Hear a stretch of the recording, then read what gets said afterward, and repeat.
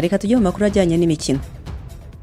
Yamakuru y'imikino usibye igare ryavugwaga hano mu Rwanda shampiyona y'isi yasozwaga ariko ikipe ya Rayon Sport nayo nyuma yuko isezerewe mu mikino ya Confederation Cup isezerewe n'ikipe ya Singida Black Stars yo muri Tanzania. Ikipe ya Rayon Sport ikaba rero yamaze kugaruka mu Rwanda gukomeza ubuzima n'ubundi yitegura shampiyona, dore ko kuwa kane bafite umukino w'ikirane bazakinamo n'ikipe ya Police Football Club muri shampiyona y'u Rwanda.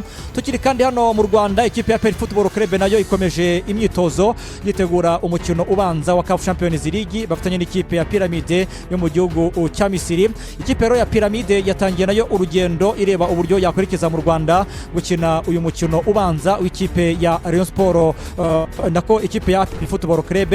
Uko rero biteye ikipe ya APR na Pyramide bazakina ku itariki ya mbere ni kuwa gatatu w'icyumweru nyine tuzatangira ku munsi w'ejo.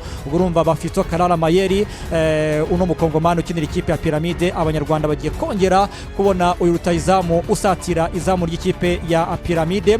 Dukubise ku mugabane w'i Burayi amakuru hari niza shampiyona n'ubundi nazo zakomezaga mu gihugu cy'Ubwongereza. Mu kanya nibwo hakirangira umukino wahuzaga ikipe ya Arsenal n'ikipe ya Newcastle. Bisabye ku munota 96 Gabriel Magalhaes atabara ikipe ya Arsenal ayitsinda igitego cya kabiri.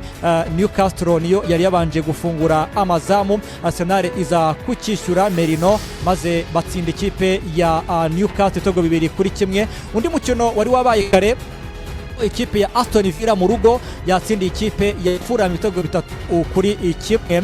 Tukiri kandi muri shampiyona y'Ubwongereza mu ikipe ya Manchester United umutoza Ruben Amorim ku munsi w'ejo nyuma yuko atsinzwe n'ikipe ya Brentford ibitego 3-1. Uyu mutoza Ruben Amorim ari mu mazi abira dore ko atangiye gushaka umutoza Graham Potter, uyu nawe wamaze kwiruka mu ikipe ya West Ham. Ikipe ya Manchester United yatangiye gutekereza ku kuba uyu mutoza yakwirukanwa noneho bakamusimbuza uyu Graham Potter akaza mu ikipe ya Manchester United.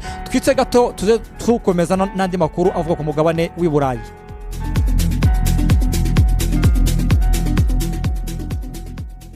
Bamwita Xavi n'umunya Espagne arimo guhabwa amahirwe yo kuba yajya gutoza mu ikipe ya Al Ittihad muri Arabia Saudite. Ni nyuma yuko iyi kipe ya Al Ittihad ifashe icyemezo cyo kwirukana umutoza Laurent Blanc wayitozaga nyuma yuko batsinzwe n'ikipe ya Al Nassr ya Cristiano Ronaldo. Biravugwa yuko rero si Xavi wenyine gusa urimo guhatanira kuba yaza gutoza ikipe ya Al Ittihad, harimo Luciano Spalletti ndetse na Sergio Conceição. Aba bose barahabwa amahirwe yo kuba batoza iyi kipe ya Al Ittihad yo muri Arabia Saudite.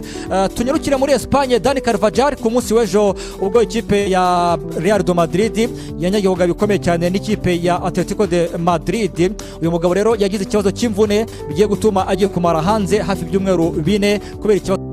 Naho ikipe ya West Ham United yemeje ko yamaze kugirana amasezerano n'umutoza Nuno Espirito de Santo wanahise atangira akazi nyuma yuko nyine birukanye umutoza Graham Potter.